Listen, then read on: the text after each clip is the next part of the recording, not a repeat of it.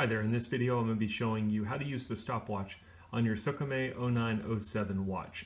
So from the main timekeeping screen, you're going to press the mode button once to enter into the stopwatch screen. You'll see it indicated by ST for stopwatch.